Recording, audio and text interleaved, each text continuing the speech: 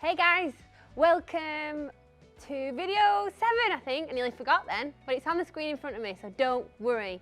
I have my notes. So we've talked about social media and we talked about LinkedIn on the last few videos. I think I've potentially mentioned personality and communication on nearly every video so far. So hopefully you know that it's well important when it comes to recruitment. So if you can hear any snuffling, it's because Lewis the pug has decided to join me. I'm not sure whether he can be part of the video, so we'll see where he goes. But yeah, I've talked about personality and communication a heck of a lot because it's absolutely vital to your recruitment process. So I'm going to tell you a story. You know I like stories. So we were working with a company in the IT space. So they were, hang on a minute, let me just see if Louis wants to join in. You sit there. Yeah, sit down. Good boy. Very good. I've got an assistant today, not very glamorous, potentially very noisy, but we'll persist. So the story I have, oh, flick my notes too far. We were working with an IT company, so family business. I'd met them before we started working with them. So I already knew them. Really, really, really lovely people. Had an amazing business, a great team. They were up for a laugh. They were quite informal, chilled out, relaxed. We started working with them, trying to find them an IT person. We found some candidates, they did some interviews, they made an offer, it was amazing. The candidate accepted, but then 24 hours later, he got in touch with us to tell us that he had changed his mind. He'd been offered by another company and he decided to go with them instead, and so he was dropping out of the process with our customer. So we were really disappointed for obvious reasons. But it does happen in recruitment. We deal with people and unfortunately they do change their minds sometimes. So we're used to it. So we got back to it, went back out to the marketplace, found more candidates, had more interviews, an offer was made that was accepted. But then a couple of days later, the candidate got in touch to say he was actually staying where he was. He'd accepted a counter offer with his current company. So we were like, okay, we're disappointed all over again. But it got me thinking, because yes, this happens, like we work in recruitment, people change their mind, they decide that they want to move house to the opposite end of the country or they want to go backpacking around Thailand. It happens, but for it to happen twice in quick succession, got me thinking, so like this doesn't usually happen. What else is going on? So we build excitement and enthusiasm through the recruitment process. Candidates were well up for it, they were interested, they'd had a telephone interview, they were excited to go to the face-to-face interview. So I was thinking, what is happening at the face-to-face interview that candidates they're happy enough to accept, but I feel like if something better comes along, then that's where they're going, they're not sticking with our customer. And I didn't understand why, because they're really nice. So I had a chat with them and I asked them for a list of their interview questions and he sent it to me and I was like, oh, this makes so much sense now. It was just a list of 10 competency-based questions. Now, if you follow me and Emily on social media, you will know how we feel about competency-based questions and it's not very favourable or positive because I feel like they're quite outdated. People can just Google them and that's the interviewer. And the interviewee can Google them as well, so they can come prepared with answers, not questions, although they should also have questions prepared. And I don't know, I just feel like it doesn't allow for creativity or personality.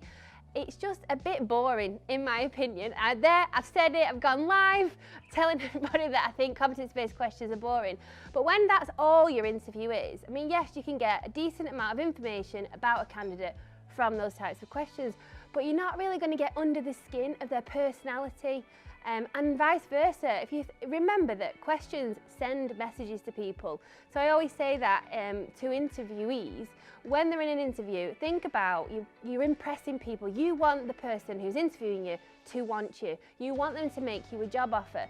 So asking questions about future development, progression, training, all of these things send positive messages to the interviewer about you as a candidate. Don't be asking about holidays, sick pay, things like that. They send negative messages to people in an interview about you as a candidate. And so the flip side is still relevant. The questions that you ask as an interviewer send messages to candidates. So we looked at the interview questions for this company. We revamped them, we had a bit of a chat with them, we gave them a bit of training, I suppose, and prepared them for the interviews, and we went back out. So we got more candidates, we had more interviews. They made 2 offers actually the 3rd time around that were both accepted, and I think there's some wood down here, touch wood, to this day, they are still with the organisation because they injected personality and they communicated that personality with enthusiasm, energy and passion. You will hear me bang on about those 4 or 5 things over and over and over again. I cannot stress how important it is to communicate positively and get your company culture and your personality across the candidates if you want to impress them and you want them to come and work for you. So hopefully I've made my point quite well. I'm going to move on. So outside of personality and communication, your employer brand is what I want to talk about next, which is how you stand out and differentiate amongst your competition for candidates and future talent. It's how you compete with other organisations who might be direct competitors or might just be a competitor for talent. Your employer brand, whether it's conscious or subconscious, or you've not actually really thought about it, you will still have a brand, even though you've not thought about it. You still have your website out there, you might have a bit of social media, but it won't potentially be positive, and it might not potentially be accurate if you've not consciously thought about how you want that employer brand to look, sound, feel to potential candidates. It needs to be a really proactive and conscious thing that you've gone out, thought about and done, because you've thought about what it is you want to display, because you've thought about who it is you want to attract and market to. So moving on to my next slide. Oh yes, that's why you need to have a good employer brand. So there's so many things that form part of it, and I'll get onto those in a second.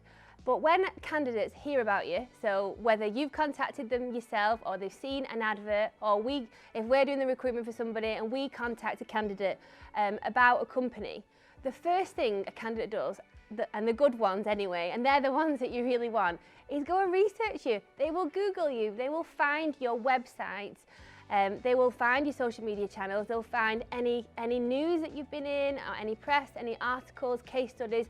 They'll be looking for information online for you. So it's really, really important that you think about this and you make sure that the right information is out there. So when candidates research you, they're seeing the positive information that you want them to see. They're seeing everything that you want them to see and not just your website. It's really, really competitive out there for candidates. I'm hoping you know that, which is why you're watching this course, because you want to be better at finding candidates and recruiting for your business, because it is tough, especially more so now than ever before. It is a massive competition to get the best talent out there. You've got to ensure that your employer brand is strong and that it stands out and it displays who you are as an organisation of people in the best possible way. So all the elements of your employer brand start with your job description. What you would put on there about who you are as a company, what you want this person to be, what they're going to be doing, and the benefits and perks. These form the basis of your employer brand. And then it moves on to your website. Hopefully you might have a careers page with information about what people will benefit from by working with you, your current team, testimonials, job adverts, your benefits and perks. And then it moves on to your adverts. How you display that information online on the job boards, talking directly to the candidates themselves. Then it moves on to other platforms such as the likes of Glassdoor, which I'll get onto in a second. Hopefully you've heard of it, but if not, you will know all about it by the end of this video. And your interviews. I know people might not necessarily think that that is part of your brand. It's not something that you can display in the public forum. But your interviews are absolutely part of your brand, how you engage with candidates, the people that those candidates kind of come across when they're coming to an interview, the questions that they're asked, the energy, the enthusiasm, the passion. God, I've not talked about those things before in these videos. It's part of their experience, so it's all part of the brand. It makes them feel a certain way about you as an organisation. It makes them think certain things about your business and about the job and the opportunity on offer. And then your social media, again, displays that brand, that culture, that personality, that vision and mission as an organisation. So there's so many elements to it. Employer brand is quite a I suppose it's a term in my industry which people might not always understand, but basically your employer brand is how you market to candidates, what information you give them in order for them to formulate opinions and ideas about your business and whether they would want to be interested in getting in touch to potentially come and work for you. So make sure that everything is up to date and update it regularly. If you've got articles and press releases, photographs, events, anything that you've done, make sure that information is up to date. You don't just do it amazingly once and then years pass and it's just really outdated, because again, that will send a message to the candidates. They might think, wow, they used to be amazing. What happened? Why have they not done anything? And it's just because you've potentially forgotten, or you've been busy, or whoever was doing it has left and they've not passed it over to somebody else.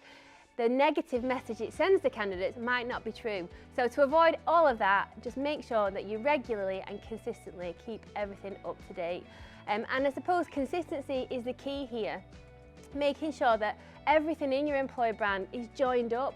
So the tone, the voice of it, the sound, the feel, the colour, the visuals, and your logo, and the font that you use, everything has to link up so that wherever people are, they know that it's part of your brand, even though it may not necessarily say it. There are some amazing brands out there at the moment. You can easily identify wherever you are who that brand is and what the feel of it is. So make sure you try and do that as much as possible for your own brand.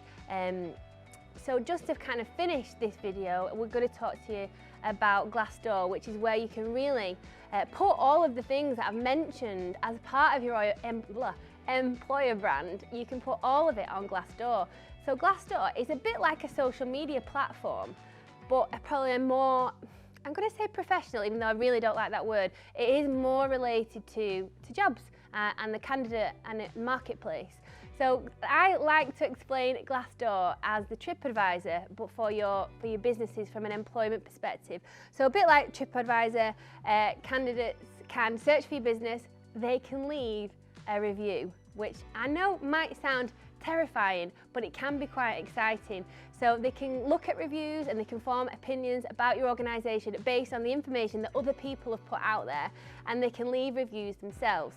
So you may not have heard of Glassdoor, but you may have a page. So the unfortunate thing is that anybody can create a page for a business, and most of the time, if a candidate or an ex-employee or a current employee has created a page, I would say 8 or 9 times out of 10 it's because they want to leave a negative review.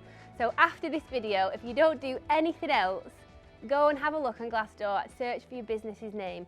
If you've got a page and there's no reviews on it, great, grab it so you can claim that page as being the owner of it because you are the business. If you've got a Glassdoor page and you have a negative review, still claim the page, but respond to that review. It's very difficult to get reviews removed from Glassdoor. But it can be done. If you can prove that they're false, they're libelous, they're defamatory, you can campaign to Glassdoor, and they do take things like that really seriously. So I have actually managed to get reviews removed for some customers because we could prove that they weren't true and they were false. So don't worry too much about the negative reviews unless they are, really out there and they are defamatory. Campaign to Glassdoor, get it removed. But otherwise, respond to it. Show that you're taking it on the chin, that you're open to feedback. You will take it on board and you make positive changes based on the thoughts and the feedback of other people. Because what people always talk about failure, and you don't win or lose, you kind of win or learn. So as long as we learn from our mistakes and we learn from our failings, then I think it's okay to make them sometimes, unless they're absolutely catastrophic. So go and claim your page. If you've not got one out there, make one already. You can add photos, you can put your job descriptions, you can put your adverts on there, you can put your benefits and your perks. So you can really demonstrate your culture, put everything that you might put on social media onto Glassdoor from an image perspective. And then once you've got a good looking page and you've filled out all the bits, get people to leave reviews and start with the ones that are going to leave them. Will most likely do it.